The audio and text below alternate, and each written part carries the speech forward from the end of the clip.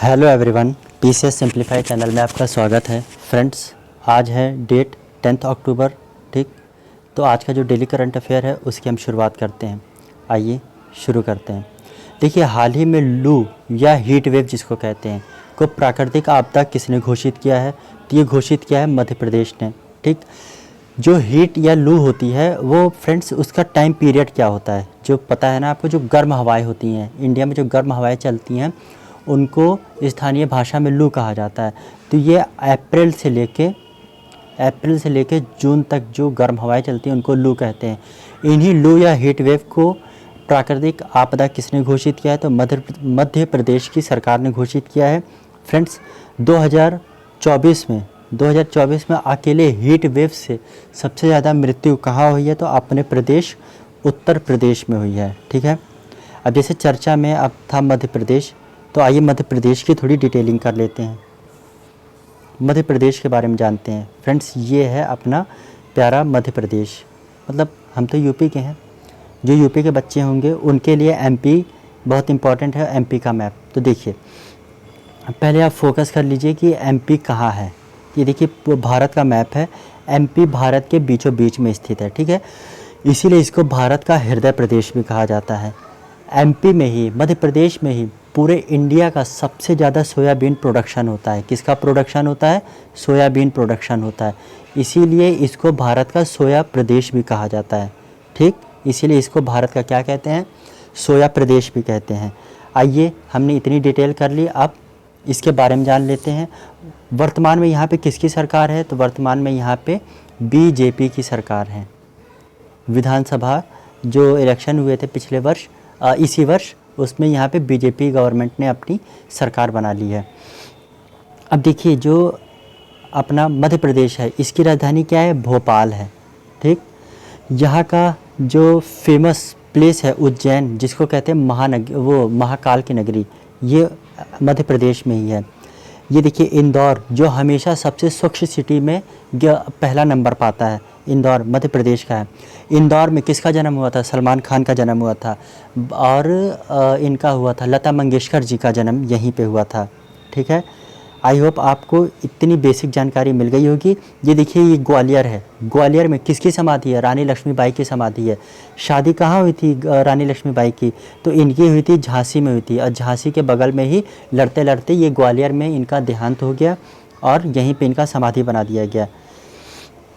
अब आइए next question, इसकी डिटेलिंग कर लेते हैं। देखिए, सबसे लंबी सीमा किसके साथ साझा करता है अपना मध्य प्रदेश? तो ये देखिए राजस्थान के साथ, ये राजस्थान की बॉर्डर है।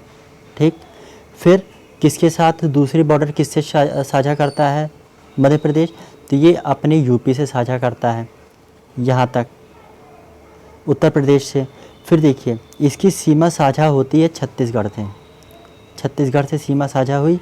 फिर अब आप दक्षिण में चले आइए, तो दक्षिण में इसकी सीमा साझा होती है भारत का सबसे ज़्यादा इकोनॉमी में कंट्रीब्यूट करने वाला राज्य महाराष्ट्र। महाराष्ट्र से इसकी सीमा शेयर होती है। ठीक है, आइए गिन लेते हैं कितने राज्यों से ये बॉर्डर शेयर करता है। तो सबसे नंबर 1 पे है राजस्थान, दूसरे पे है यूपी, तीसरे पे है छत्तीसगढ़ और चौथे पे है आप हमारा महाराष्ट्र। ठीक, आई होप आपको इतना समझ में आया होगा। ठीक है, आगे बढ़ते हैं नेक्स्ट क्वेश्चन पे।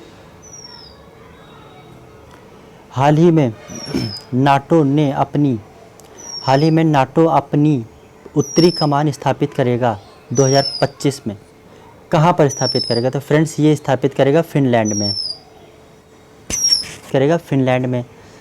तो फिनलैंड जो है, अर्थात फिनलैंड इनका नाटो का सदस्य देश है। ठीक है, फिनलैंड नाटो का सदस्य देश है। नाटो में कितने देश हैं? नाटो में टोटल 32 देश हैं। नाटो में 32 देश हैं। फिनलैंड ने सदस्यता कब ग्रहण की थी नाटो की? तो 2022 में नाटो में ये शामिल हुआ था। ये इसका 31वां मेंबर था। फिनलैंड 31वां मेंबर था जब नाटो का सदस्य बना था। वर्तमान में इसमें 32 देश हैं। तो 32वां देश कौन है? 32वां देश है स्वीडन। 32वां देश कौन सा है? स्वीडन है। ठीक, स्वीडन कब ज्वाइन किया है नाटो को? तो 2023 में ज्वाइन किया है। अब जान लेते हैं कि नाटो का हेडक्वार्टर कहाँ है और नाटो की स्थापना कब हुई। तो नाटो की स्थापना हुई थी 1949 में। ठीक है, 1949 में। और इसका हेडक्वार्टर क्या है, बेल्जियम की राजधानी ब्रुसेल्स में। अब आइए जान लेते हैं फिनलैंड के बारे में, स्वीडन के बारे में और बेल्जियम के बारे में। आइए देखिए, सबसे पहले आप इस पर नज़र दौड़ा लीजिए। ये होल मैप है किसका, पूरे यूरोप का ये मैप है। ये यूरोप का मैप है, ठीक है, पूरा यहाँ से लेकर के ये पूरा यूरोप का मैप है। मैं क्लियर कर देता हूँ। देखिए ये मैप किसका है, ये पूरा मैप है यूरोप का। आई होप आप लोगों ने देख लिया होगा मैप को। ये देखिए ये रशिया वाला हिस्सा है, ठीक है। अब आइए जान लेते हैं उन देशों के बारे में जिनके बारे में अभी हमने पढ़ा है, यानी फिनलैंड, स्वीडन और बेल्जियम के बारे में। चलिए देखिए फ्रेंड्स, ये देखिए ये वाला हिस्सा अब मैं पढ़ाने जा रहा हूँ आपको। ये वाला हिस्सा ये देखिए 2022 में फिनलैंड इससे नाटो में जुड़ा। तो फिनलैंड की हम बॉर्डर देख लेते हैं किसके किसके साथ साझा होती है। तो देखिए फिनलैंड की सबसे बड़ी बॉर्डर साझा होती है रशिया के साथ, रूस के साथ सबसे बड़ी बॉर्डर साझा होती है। फिर ये किससे बॉर्डर अपना शेयर करता है, तो स्वीडन के साथ करता है। फिर किसके साथ करता है, तो ये देखिए नॉर्वे के साथ। ये स्वीडन के साथ, ये नॉर्वे के साथ, ठीक। और यहाँ फिनलैंड के साथ तो ये करता ही करता है। अब हम देख लेते हैं जो फिनलैंड है, इसने तो इन लोगों के साथ बॉर्डर शेयर की। अब जो क्वेश्चन बन जाता है फ्रेंड्स, बताइए नॉर्वे, स्वीडन, फिनलैंड, इनमें से कौन सा देश रूस के साथ बॉर्डर शेयर नहीं करता है।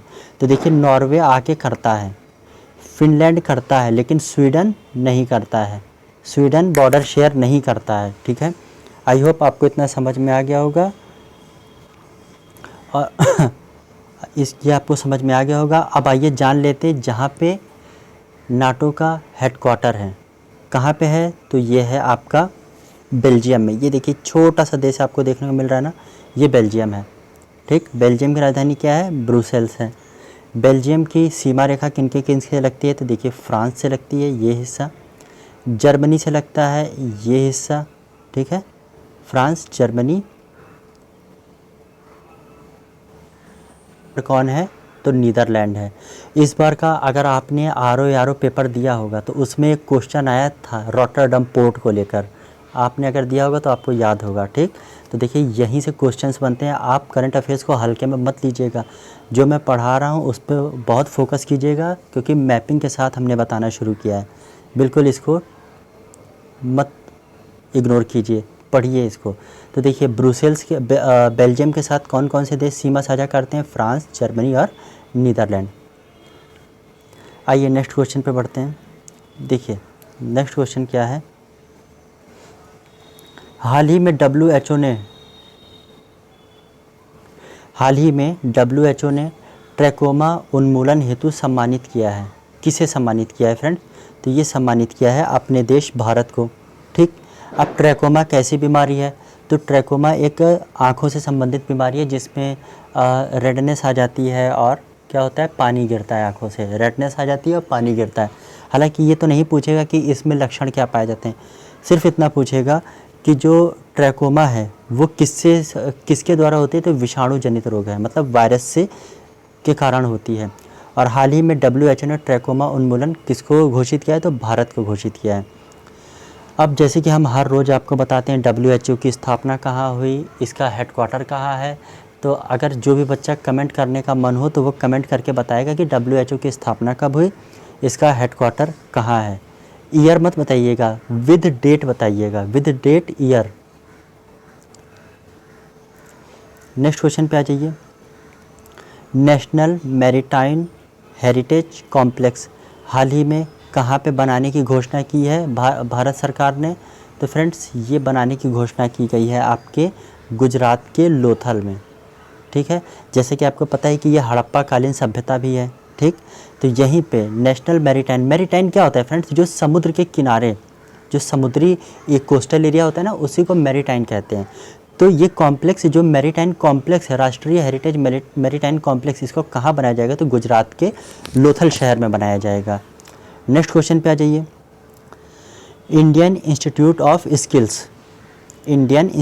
ऑफ स्किल्स सेंटर का उद्घाटन कहाँ किया गया है? तो इसका उद्घाटन किया गया है मुंबई में, अर्थात ये मुंबई में ही बनाया गया है। महाराष्ट्र की राजधानी और भारत की आर्थिक राजधानी मुंबई में इसको बनाया गया है।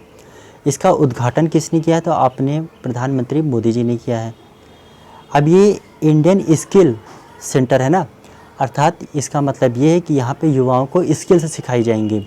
स्किल्स आप मतलब जिस फील्ड से संबंधित जो भी इंटरेस्टिंग होगा, जिस फील्ड में, जैसे किसी को इंटरेस्ट है कार पेंट करने में, ठीक, तो उसको वहाँ पे कार पेंटिंग की तकनीक सिखाई जाएगी। किसी को इंटरेस्ट है कि मुझे बहुत अच्छा वो टेलर बनना है, तो उसको सियाराम या रीड एंड टेलर का टेलरिंग सिखाया जाएगा। इस तरीके से स्किल डेवलप करना। और देखिए स्किल इंडिया मिशन कब आया था? स्किल इंडिया मिशन आपका आया था 2015 में, ठीक है। मैंने फ्रेंड्स इसमें आपके लिए एक PDF यहाँ अटैच कर दी है, इसको आप पढ़ लेना। देखिए यहाँ हम ही पढ़ देते हैं। स्किल इंडिया मिशन या कौशल भारत मिशन की शुरुआत कब हुई थी? तो 15 जुलाई 2015 को हुई थी। किसने की थी? प्रधानमंत्री नरेंद्र मोदी जी ने की थी। इस मिशन का मकसद है 40 करोड़ से ज़्यादा भारतीयों को अलग अलग उद्योगों से जोड़ना। 40 करोड़ से ज़्यादा। अगर कभी भी मेंस में क्वेश्चन आ जाए भारत में रोजगार की समस्याएं और उसके लिए किए जा रहे हैं भारत सरकार या राज्य सरकारों के प्रयास, तो आप इसको ज़रूर लिखना। बहुत ही ऑथेंटिक डेटा है, ठीक है। 40 करोड़ से ज़्यादा भारतीयों को अलग अलग उद्योगों से जोड़ना, कामों के लिए प्रशिक्षित करना। प्रशिक्षित करेंगे, पहले ट्रेनिंग मिलेगी, फिर उनको अलग अलग उसमें दे दिया जाएगा जो जिस फील्ड से होगा। इस मिशन से हर साल 1 करोड़ से ज़्यादा युवा जुड़ते हैं, ठीक है। बाकी ये जो बातें लिखी हुई हैं ये आप इनको पढ़ लेना, ठीक। आइए आगे बढ़ते हैं। आज का सबसे इम्पोर्टेंट क्वेश्चन, हाल ही में रसायन का नोबेल अवार्ड प्रदान किया गया 2024 वाला किसे किसे? रसायन का यानी केमिस्ट्री के क्षेत्र में। तो सबसे पहले डेविड बेकर हैं, जो कि कहाँ से हैं? US के हैं। फिर है डेमिस हसाबिस, कहाँ के हैं? तो उत्तराखंड नहीं, सॉरी, यूनाइटेड किंगडम के हैं। फिर आ जाते हैं जॉन M जम्पर, ये भी कहाँ के हैं? तो ये भी यूनाइटेड किंगडम के हैं। अब इन लोगों ने जो ये अवार्ड प्राप्त किए हैं ये किस क्षेत्र में प्राप्त किए हैं, मतलब रसायन के किस क्षेत्र में? तो इन्होंने शोध किया है प्रोटीन विज्ञान पे। इन्होंने प्रोटीन विज्ञान पे शोध किया है, उसी के लिए इनको सम्मानित किया है 2024 के लिए। अब प्रोटीन क्या होता है फ्रेंड्स? आपने अगर बायो पढ़ी होगी तो उसमें आपने पढ़ा होगा कि जो प्रोटीन होते हैं वो हमारे शरीर के जो सेल्स होते हैं यानी ऊतक, उनके टूट फूट की मरम्मत करते हैं। आसान भाषा में कहें तो हमारे शरीर में जितना भी डे बाय डे टूट फूट होता है उसकी मरम्मत कौन करता है? प्रोटीन। इसको बॉडी बिल्डर भी कहा जाता है, मतलब बॉडी बनाने वाला कौन? प्रोटीन। तो उसी प्रोटीन विज्ञान को इन्होंने क्या किया है? उसी पे शोध किया है, जिसके लिए इनको रसायन का नोबेल अवार्ड मिला है। आइए नेक्स्ट क्वेश्चन पे देखिए, हाल ही में चर्चा में था कैमूर वाइल्ड लाइफ सेंचुरी। हाल ही में चर्चा में रही कैमूर वाइल्ड लाइफ सेंचुरी। ये क्यों चर्चा में थी फ्रेंड्स? तो क्या हुआ है कि हाल ही में भारत सरकार ने इसे टाइगर रिजर्व बनाने की घोषणा की है। मतलब यहाँ पे टाइगर रिजर्व बनेगा, टाइगरों के लिए, टाइगर के रहने के लिए उनको वैसा ही वातावरण उपलब्ध कराना। टाइगर रिजर्व का मतलब ये होता है, ठीक। अब देखिए जो टाइगर रिजर्व है ये कहाँ पे है? ये कैमूर वाइल्ड लाइफ सेंचुरी कहाँ स्थित है? तो ये बिहार में स्थित है। बिहार की राजधानी क्या है? पटना है। और अभी हाल ही में मैंने आपको पढ़ाया था कि बिहार में के पटना में किस चीज़ की स्थापना हुई है? तो बिहार के पटना में हुई है स्थापना बापू टावर की। बापू टावर कौन? तो वो हमारे महात्मा गांधी जी से संबंधित जितने भी उनके जीवन काल की उपलब्धियां हैं, सब कुछ उसके बारे में इसमें बताया जाएगा, बापू टावर, ठीक है। आई होप आपको आज का सेशन बहुत पसंद आया होगा। फ्रेंड्स लाइक शेयर सब्सक्राइब कर लीजिएगा और ज़्यादा से ज़्यादा शेयर करिए, क्योंकि करंट अफेयर मुझे नहीं लगता है कि आपको इससे बेहतर कंटेंट अब मिल पा रहा होगा, क्योंकि एक एक मैप जोड़ के मैं बताता हूँ, ठीक है। धन्यवाद।